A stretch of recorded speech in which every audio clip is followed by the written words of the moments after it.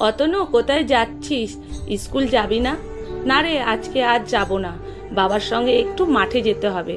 আজ স্কুলে কি পড়া দিল তুই আমাকে জানিয়ে দিস। আচ্ছা ঠিক আছে, আমি তোকে সন্ধ্যাবেলায় সব জানিয়ে দেবো। এই বলে শুভজিৎ স্কুলের দিকে চলে গেল। আসলে অতনু আর শুভজিৎ দুজনে ভালো বন্ধু। শুভজিৎ খুব ধনী বাড়ির ছেলে, বাবা বড় ডাক্তার। সে জায়গায় অতনু একজন চাষার ছেলে, অন্তত নিম্ন মধ্যবিত্ত পরিবারে। কিন্তু দুজনের বন্ধুত্ব খুব ভালো। শুভজিতের বাবা অনেক চেষ্টা করেছিলেন এদের বন্ধুত্ব ভাঙা, আর বন্ধুত্ব ভাঙা একটাই কারণ ছিল, সে ছিল অতনুর চাষার ছেলে। শুভজিতের বাবা শুভজিৎকে অনেকবার বলেছিল, তোমার সঙ্গে যাকে মানায় না তুমি সেই রকম ছেলেদের সঙ্গে বন্ধুত্ব করবে না, অতনু তোমার সঙ্গে যায় না। কিন্তু শুভজিৎ অতনুকে এতটাই ভালোবাসতো যে বাবার কথা শোনার সময় কানে তোলেনি। আর এটা একটা মজার বিষয়, শুভজিতের থেকে অতনু পড়াশোনায় ভালো। শুভজিৎ অতনুকে খুব সাহায্য করত, খাতা বই পেন সব দিক দিয়ে। একদিন শুভজিৎ অতনুকে বলে, কিরে তুই আজ টিফিন নিয়ে এসেছিস? অতনু বলে, আমি শুকনো মুড়ি এনেছি, বাড়িতে আর কিছু ছিল না। শুভজিৎ কিছু মনে করবে ভেবে অতনুকে বলে, আমার মুড়ি খেতে খুব ভালো লাগে, একটু জল মাখানো মুড়ি খেয়ে নেবো। শুভজিৎ অতনুকে বলে, মুড়িটা আমাকে দে, মুড়ি খেতে আমার খুব ভালো লাগে। তুই জানিস না আমার বাড়িতে মুড়ি কেউ খায় না, তাই আমি মুড়ি খাই না। তুই টিফিনে মুড়ি আনলে আমাকে খেতে খুব ভালো লাগে। তোর টিফিনটা আমাকে দে, আর আমার টিফিনটা তুই খেয়ে। তারপর শুভজিতের টিফিন বাক্সটা খুলে অতনু দেখলো ওখানে একটা আপেল আর রুটি ছিল। অতনু এত ভালো খাবার দেখে খুব খুশি, শুভজিতের খাবারটা খেয়ে নেয়। আর শুভজিৎ অতনুর এই খাবারটা দেখ অনেকটা মনে মনে শান্তি পায়। আসলে শুভজিৎ জানে অতনু সেভাবে ভালো খাবার খেতে পায় না, তাই শুভজিৎ চেষ্টা করে তার টিফিনের খাবারটা তাকে খাওয়াতে। অতনু খাবার শেষ দেখলে তার টিফিন বাক্সটা সেই শুকনো মুড়ি এখনো পড়ে আছে। অতনু এবার বুঝে নিল যে এইভাবে খাবারটা আমাকে খাওয়ানোর জন্য শুভজিৎ মিথ্যে কথা বলেছিল। তুই আমাকে মিথ্যে কথা বলেছিলি? না রে, তোর মুড়ি খেতে ভালো লাগে না, কই মুড়িটা তো খাসনি, এখানে পড়ে আছে। শুভজিৎ তখন বলে, তোকে এত তৃপ্তি ভরে খেতে দেখে আমার পেট ভরে গেছে, আমি আজকে আর মুড়ি খাবো না, তোর মুড়ি তুই বাড়ি নিয়ে যা। এইভাবে চলতে থাকে তাদের বন্ধুত্ব। তারপর হঠাৎ অতনু এবং শুভজিতের বিচ্ছেদ হয়ে যায়। শুভজিতের বাবা শুভজিৎকে নিয়ে অন্য জায়গায় চলে যান।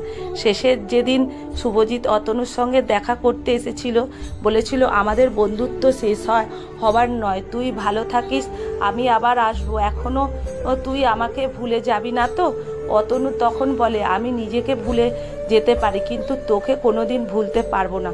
তারপর দুজন দুজনকে জড়িয়ে ধরে খুব কান্নাকাটি করে। শুভজিৎ চলে যায় বাবার সঙ্গে। কেটে যায় বেশ কয়েক বছর। অতনু নিজের প্রচেষ্টা এখন একটা বড় সড়ো কোম্পানিতে মালিক। এখন তার প্রচুর নাম ডাক। কোম্পানিতে কিছু লোকজনের প্রয়োজন ছিল, তাই অতনু আজ ইন্টারভিউ নিচ্ছে। আর ঘটনার চক্রে ইন্টারভিউ দিতে সেখানে এসেছে তার সেই ছোট্টবেলার বন্ধু শুভজিৎ। তারপর শুভজিৎ যখন ইন্টারভিউ দিতে রুমের মধ্যে গেল, সেখানে গিয়ে দেখলো বসে থাকা চেয়ারে বসে আছে তার সেই ছোট্টবেলার বন্ধু অতনু। অতনু শুভজিৎকে দেখে চমকে যায়, কিন্তু তুই এখন এখানে একই অবস্থা করেছিস, তোর এরকম অবস্থা হলো কি করে? কাকু কাকিমা কেমন আছে? অতনু অনেকটা আবেগী হয়ে পড়ে। শুভজিৎ কখন আস্তে আস্তে উত্তর দেয়, বাবা আর বেঁচে নেই, আমাদের অবস্থা এখন খুব একটা ভালো নয়। আমি আগে যেখানে কাজ করতাম সেই কোম্পানি হঠাৎ বন্ধ হয়ে যায়, তাই আমি এসেছিলাম এইখানে কাজের জন্য। কেন, তোদের অবস্থা তো অনেকটাই সচ্ছল ছিল, এরকম তো ছিল না। হ্যাঁ ঠিক বলেছিস, আমাদের অবস্থা এমন ছিল না, কিন্তু বাবা হঠাৎ একটা গাড়ি অ্যাক্সিডেন্ট হয়ে যায়, আর সেই থেকেই বাবার অবস্থা খুব খারাপ হয়ে যায়। বাবাকে চিকিৎসা করাতে করাতে আমাদের জমানো সমস্ত টাকা খরচা হয়ে যায়, তারপরেও আমরা বাবাকে বাঁচাতে পারিনি। এখন আমি মাকে নিয়ে থাকি। আমি একটা ছোটোখাটো কোম্পানিতে কাজ করে সংসার চালাতাম, সেই কাজটাও চলে যাওয়ায় এখানে এসেছিলাম ইন্টারভিউর জন্য। অতনু তার এমন করুণ অবস্থার কথা শুনে অন্তরে চোখের জল চলে এলো।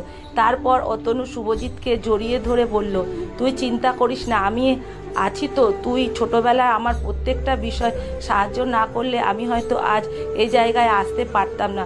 তুই তোর বাবার বিরুদ্ধে গিয়েও আমাকে বন্ধুত্বটা টিকিয়ে রেখেছিলি। আজ সময় এসেছে আমাকে সেই বন্ধুত্বের মর্যাদা রাখতেই হবে। তারপর অতনু তার কোম্পানিতে ম্যানেজার পোস্টে শুভজিৎকে রাখলো এবং দুজন মিলে সেই কোম্পানিকে আরও এগিয়ে নিয়ে গেল। আসলে বন্ধুত্ব মানে বোধহয় এটাই, একে অপরের প্রতি আঘাত, ভালোবাসা, যে ভালোবাসার কোনো ছলচাতুরি নেই। কিন্তু এখন এমন বন্ধুত্ব পাওয়া বিরল ব্যাপার।